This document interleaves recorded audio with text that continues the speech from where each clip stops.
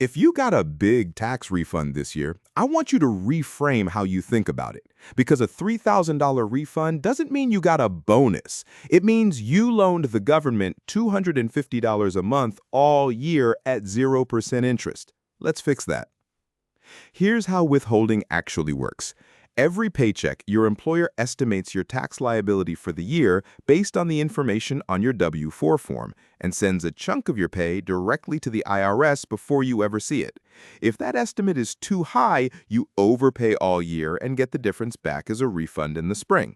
If it's too low, you owe money at tax time, possibly with a penalty. The goal isn't a big refund, and it isn't a big tax bill. The goal is getting as close to zero as possible.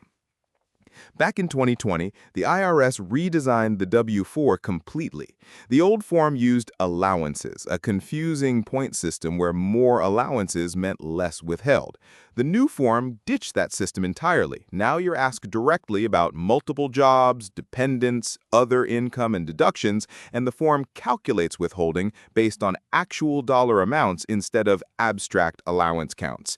If you haven't updated your W-4 since before 2020, there's a good chance it's outdated. Why is a big refund actually bad? Because that money sat with the government all year earning you nothing, when it could have been sitting at a high-yield savings account earning 4 to 5%, or going straight into your 401k or brokerage account and compounding. On a $3,000 refund, that's roughly $135 a year in lost interest at current rates. It sounds small in 1 year, but stretch that habit over 30 decades of your career, and you're talking about thousands of dollars in opportunity cost just from mismanaged withholding. There is one exception worth knowing, the 110% safe harbor rule. If your adjusted gross income last year was over $150,000, the IRS requires you to pay in either 90% of this year's tax bill or 110% of last year's tax bill, whichever is smaller, to avoid an underpayment penalty. High earners with variable income, like bonuses or stock compensation, should pay close attention to this rule specifically. So how do you actually fix your W-4? Step 1. Go to irs.gov and use the free tax withholding estimator. It walks you through your income, filing status, dependents, and deductions, and spits out a specific recommendation for what to put on your W-4.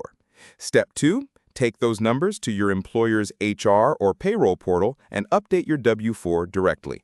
Most companies let you do this online in under 5 minutes. Step 3, recheck it whenever something major changes: a new job, a marriage, a new dependent, a big raise, or picking up a side income.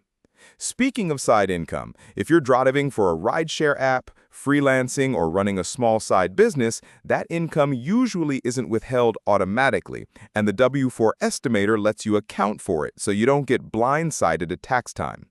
The bottom line, stop celebrating your tax refund. It's not free money, it's your money finally coming back to you after months of earning zero interest. Spend 15 minutes with the IRS Withholding Estimator, update your W-4, and start putting that money to work for you every single month instead of waiting for April.